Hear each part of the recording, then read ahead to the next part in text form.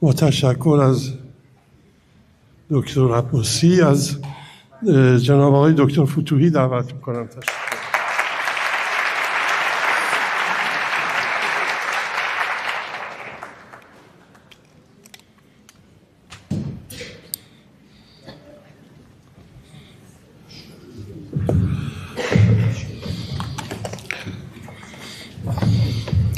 به نام آن که ما را نام بخشید، زبان را در فصاحت کام بخشید.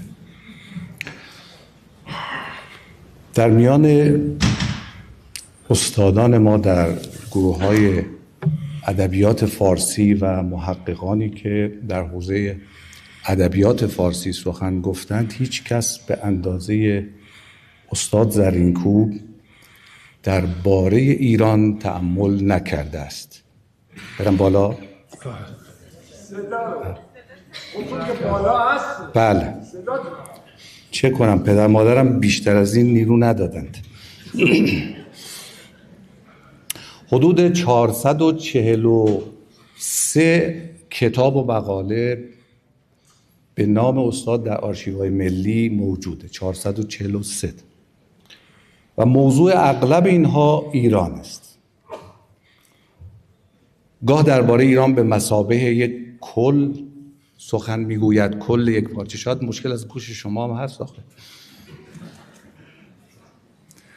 و گاه به عنوان کل یک پارچه و تاریخ یک پارچه از آغاز تا امروز، و گاه درباره عناصر خرد و بزرگ ایرانی مثلا شعر فارسی، تصوف ایرانی، صدا میاد الان؟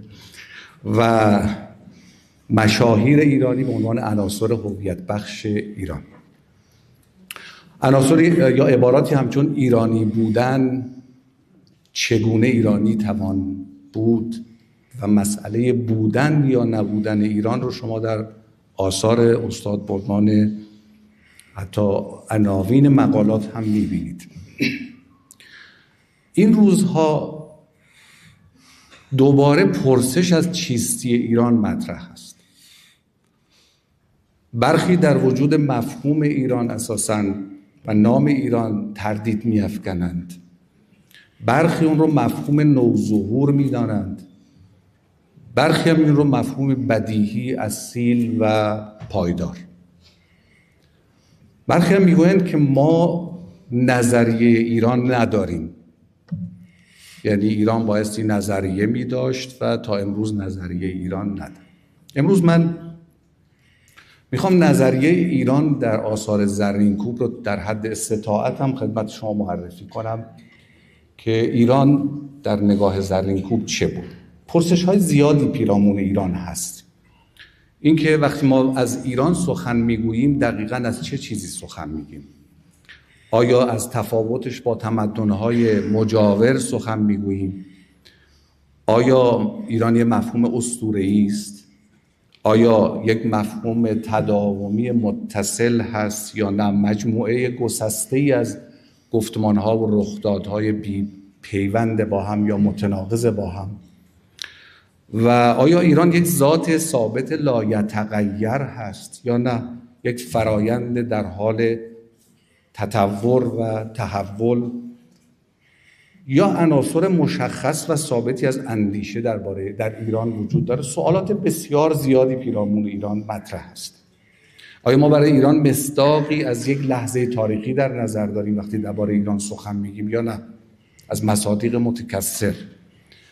آیا ایران همین واحد سیاسی امروز که متشکل از یک دولت با مرزهای مشخص و یک ملت هست، کدام یک از اینها ایران است؟ برای پاسخ به اینها ما نیاز به نظریه داریم. نظریه های ایران، به خصوص کسانی که ایران رو نمیخوانند. ایران مجموعه اسناد است. از آن جهت زرینکوب میتونه مرجع برای ما باشه که یکی از معدود کسانی است که بیشترین اسناد درباره ایران از زیر چشم این شخص گذشته است. کسانی که ایران رو نمیخوانند، یعنی اسناد رو درباره ایران نمیبینند، پرسش‌های سنگینی هم دارن قطعا و باید این پرسش‌ها با نظریه ایران پاسخ داده بشه. ما نیاز به نظریه‌های زیادی درباره ایران داریم. زرینکوب با کدام یک از این پرسش ها مواجه بود؟ مفهوم ایران در نگاه زرینکوب چیست؟ نشانگان جداساز ایران از ناایران در آثار زرینکوب چیه؟ و او به کدام نشانه ها توجه ویژه داشت؟ از کنار کدام نشانه ها عبور می کرد؟ کدام نشانه ها را نشانه های مرکزی و مرجع معناساز برای ایران می دانست؟ و آیا زرینکوب نظریه‌ای درباره ایران دارد؟ اینا پرسش هایی است که من سعی کردم در این نوشتار به اون بپردازم، البته در حد استطاعت وقت، چون من 1000 کیلومتر راه هم اومدم، به ازای هر کیلومتری 1 ثانیه به من وقت بدیم فکر میکنم بتونم. 2 تا تصور کلی از ایران دکتر زرینکوب به ما میدهد در کتاب روزگاران ایران در مقدمش سال 1374. بعد من یه دوره‌بندی از نگاه او به ایران عرضه میکنم خدمتتون.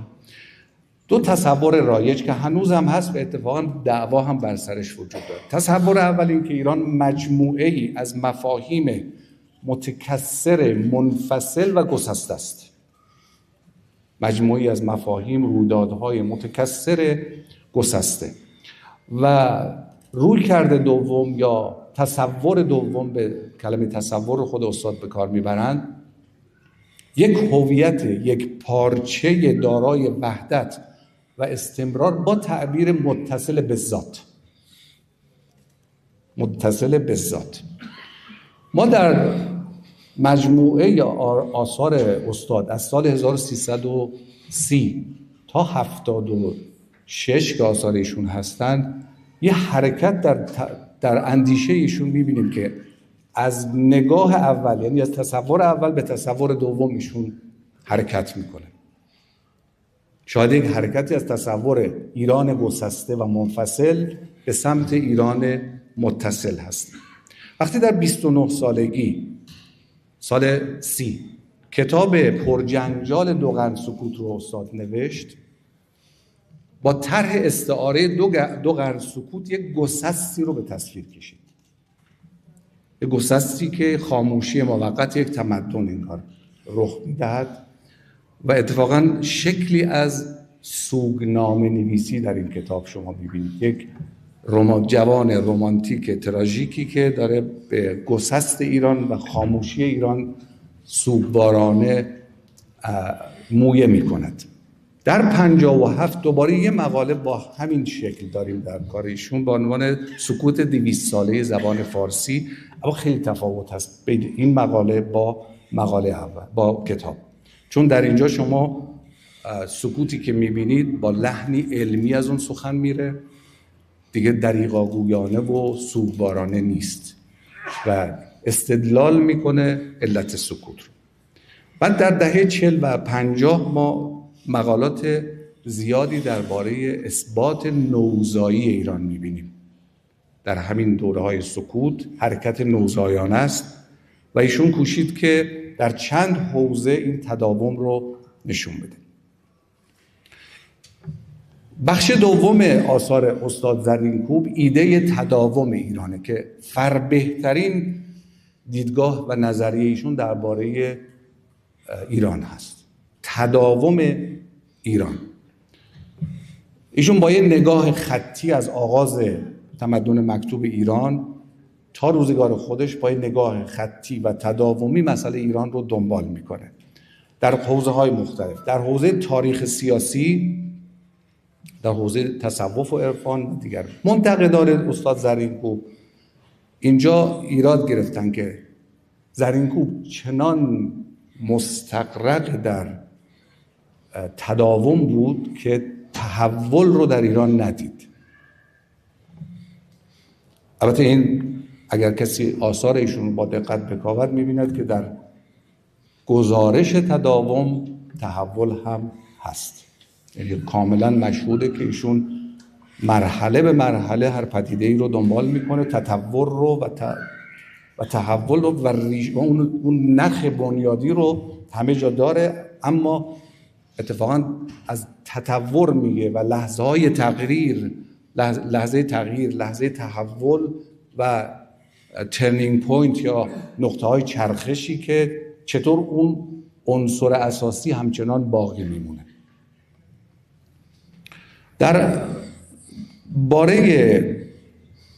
در تاریخ سیاسی به وضوح این 3 مرحله بودن از تطور ایران رو مطرح میکنن. میفرمایند که در توالی اجزای 3گانه مجلدات این کتاب، یعنی روزگاران، دوران ایران قبل از اسلام، کشمکش برای تثبیت هویت قبل از اسلام، دوران قبل از صفویه یعنی از اسلام تا صفویه، دوران تلاش برای حفظ هویت است و دوره بعد از صفویه دوران استغراق در هویت است. الان ما در این دوره هستیم. آنچه شعور به این توالی در ذهن مورخ به وجود می آورد بیشتر تصور وحدت یک پارچه و استمرار است تا تصور کثرت و فاصله.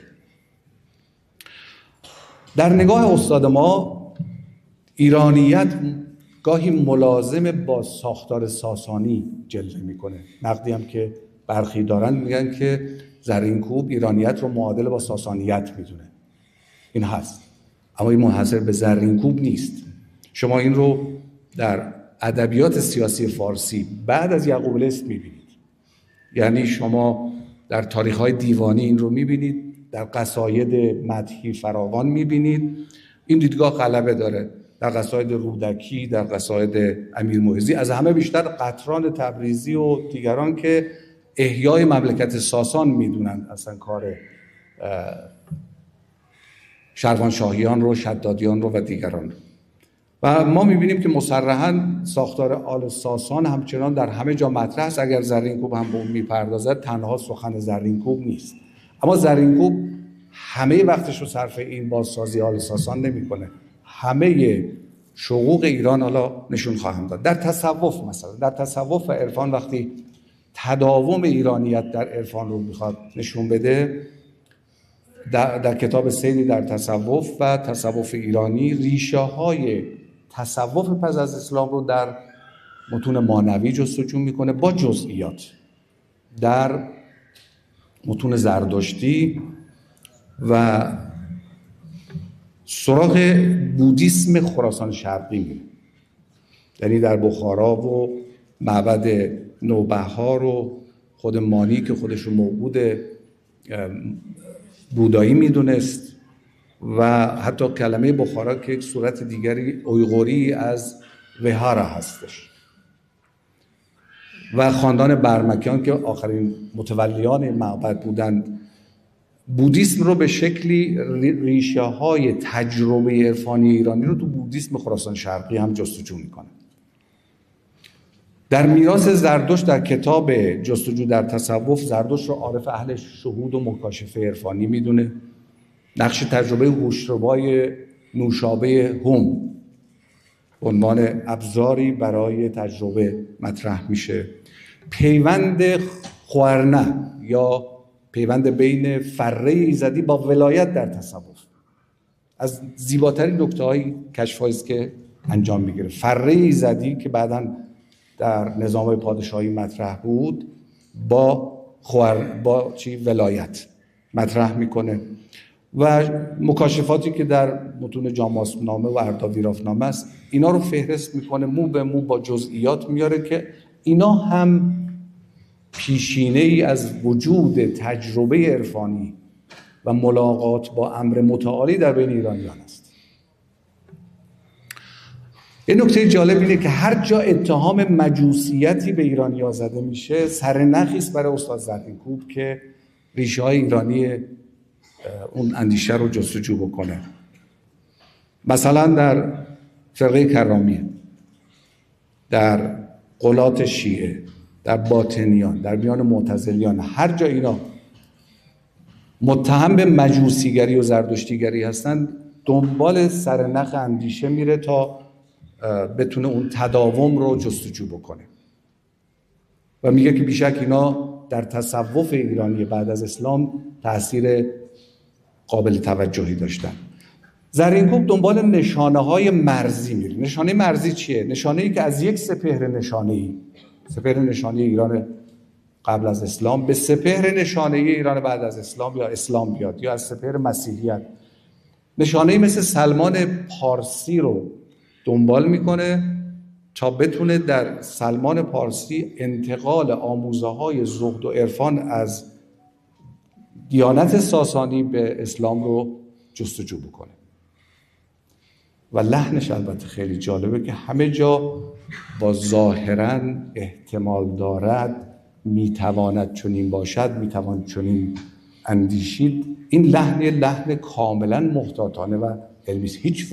هیچ وقت حکم صریح و فتوای قاطع نمیدهد که یکی از بهترین، یکی از این لحن یه لحن کاملا علمی است و دنبال میکنه آموزه‌های زهد و تصوف و نشانه ها رو. به خصوص مسئله نشانه شناسی بسیار اهمیت داره، چون ما وقتی از مفهوم صحبت میکنیم همه جا هست، زهد همه جا هست، ولی وقتی دنبال نشانه سلمان میریم و رفتار سلمان، این نشانه است. نشانه عینیت بیشتری داره از ادعا بر سر مفهوم. یه مقاله دکتر زرینکوب درباره نوروز داره که در پاریس 1368 ارائه میکنه. اینجا هم نوروز رو به مثابه یک نشانه ایرانی که تداوم پیش از زرتشتی داره و حرکت میکنه تا امروز میرسه، دیگه اینجا بحث سیاسی نیست، بحث آیین مردمی است. در حوزه آیین ها سفره ایرانی، مقاله ما نام سفره ایرانی، اونجا هم این سفره رو شما از دوران زرتشت تا امروز میبینید که سفره ایرانی داره تشخص هست. این میشه نشانه شناسی.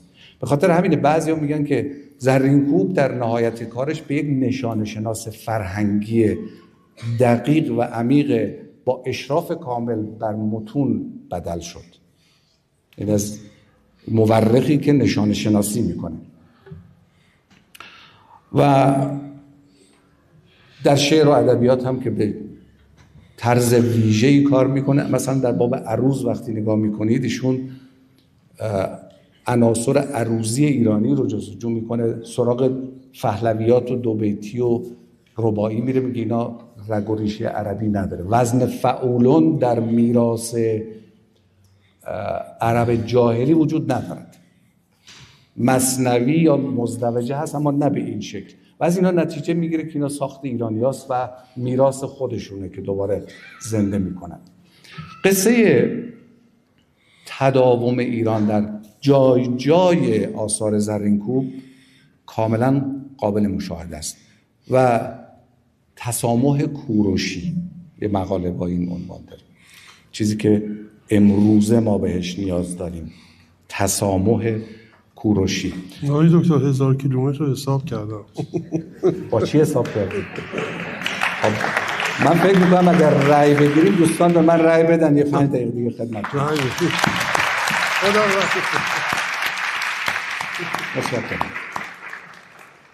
ببینید وقتی زرینکوب عناصر اصیل و پایدار ایرانی رو میخواد تعبیر کنه، یکیش خون و نژاده که ما متهم هستیم به نژاد پرستی. میگه اصلا این خون و نژاد هیچ نقشی تو ایرانیت نداره. چرا؟ چون که وجود خون تازی یا تاتار در امثال ابو مسلم خراسانی، شاه عباس صفوی، نادر شاه اصلا ما را در ایرانی بودن اونها به شک نمیندازه. نه ایرانیه.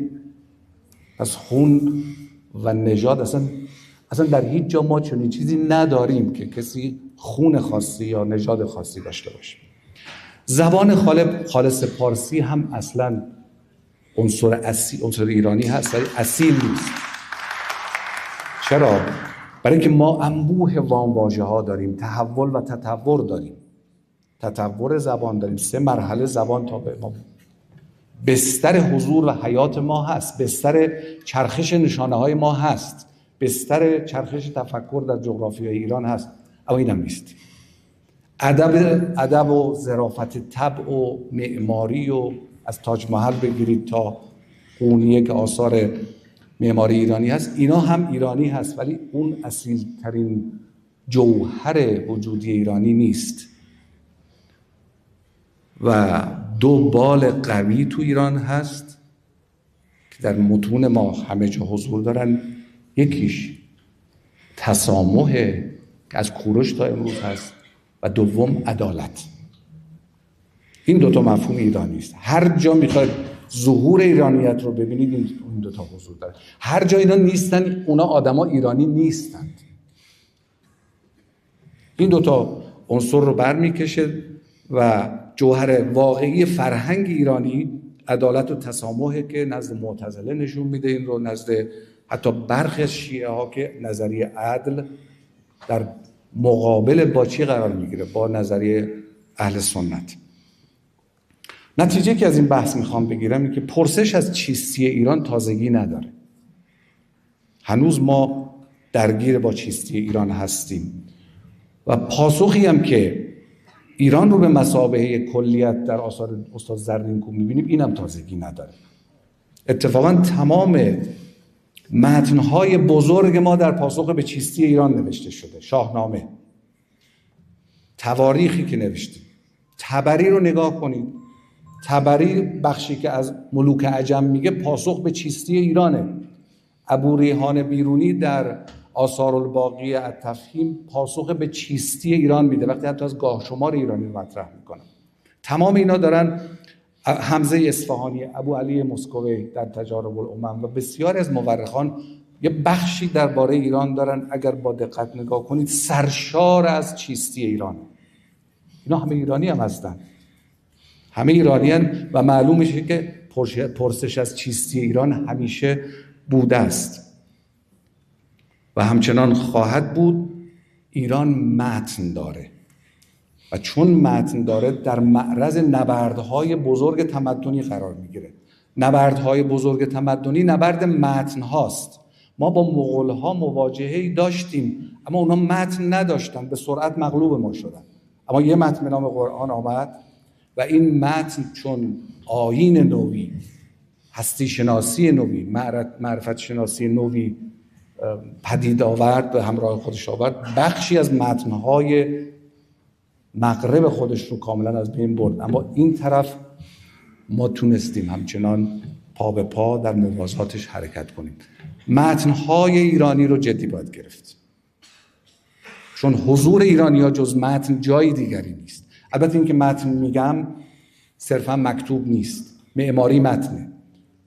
طبق نظریه‌های نشان شناختی هرگاه نشانه‌ای از یه فضای خلوت وارد یک سیستمی از ارتباطات نشانه‌ای بشود و معنای هویتی پیدا کنه اونجا متن شکل گرفته است. نگارگری باشد، سفره باشد، مکتوب باشد، به هر شکلی. زرینکو با این رویکرد نشان شناختی و تداوم 4 دوره از سر گذران. دوره اول دوره اندوه گسست بود که سال دهه 30 بود. کتاب دوغن سکوت رو نوشت، یک جوان رمانتیک ملیگرا و با روایت سوگوار. در دوره دوم دنبال پیوند و زایش ایران رفت. در دهه 40 و 50 یک موضع آشتی جویانه با ادبیات و فرهنگ عربی و اسلامی داشت و امتزاج سنت ها رو دنبال کرد. روایتی که داشت اینجا ایرانی هستش که تمدنی است در یک بستر جدیدی داره دوباره متولد میشه. در دوره سوم یه خودآگاهی فرهنگی داره در دهه 60 که سراغ مولوی و تاریخ مردم ایران و جستجو در تصوف و در قلمرو به وجدان میره و اینجا موضعش جستجوگر خودآگاهیه، جستجوگر خودآگاهی ایرانی و ایران رو به مثابه نظامی از معنا و حکمت روایت میکنه. اشراق، عرفان و تصوف ایرانی دوره پایانی زندگیشون دوره‌ایه که تداوم ایران رو دنبال میکنه.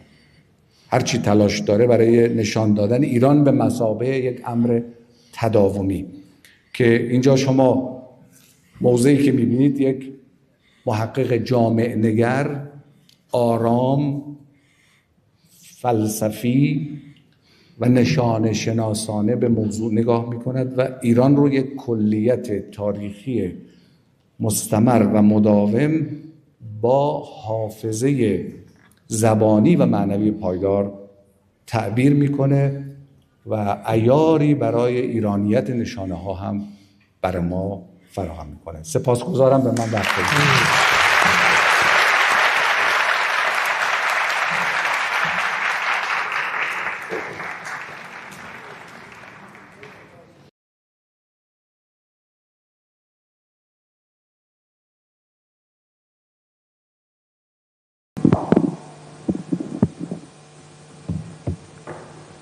اللهم اجعلنا خیرا مما یظنون واغفر لنا ما لا یعلمون. به قدری تحت تأثیر همدلی و یکرنگی این مجلس قرار گرفتم که زبان تشکر ندارم و ترجیح میدهم سکوت کنم، اما این سکوت اظهار عجز از بیان است، به معنای رضا به حضور در این موقف نیست که جای من نیست و اگر بعد از 25 سال که چنین مراسمی به وسیله دوست عزیزم آقای ایزد پناه و دوستانشون در خرم‌آباد دایر شد، کسی ببینه که من 2 مرتبه در چنین مجلسی بعد از اون عرایضی که در اونجا کردم حاضر شدم، خیال میکنه از گیجی و گمراهی راهم رو گم کردم و اونجایی که دیگه قرار نبوده از ظاهر بشوم ظاهر شدم.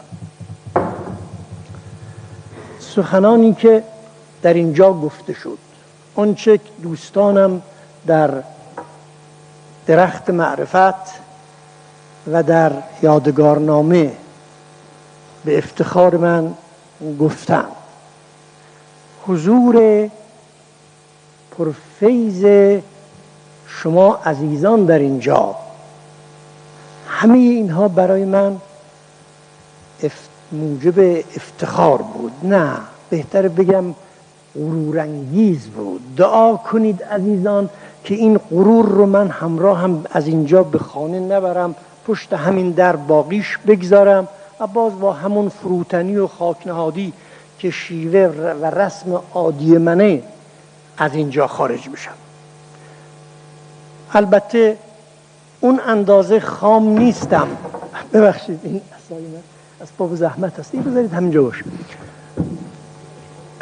اون اندازه یعنی اقتضای سنم نیست که تمام این محبت ها و حسن زن هایی رو که در حق من در اینجا اظهار شد به حساب خودم بگذارم.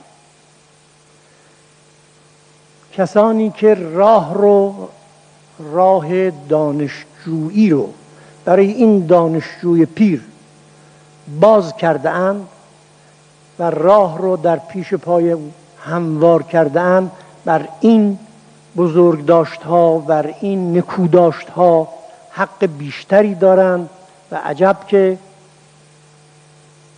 در اینجا زودتر از این مورد حقشون ادا نشده است.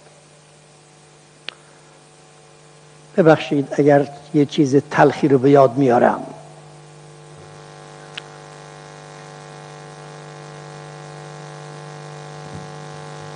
الدهر یومان، یوم لک و یوم علیک.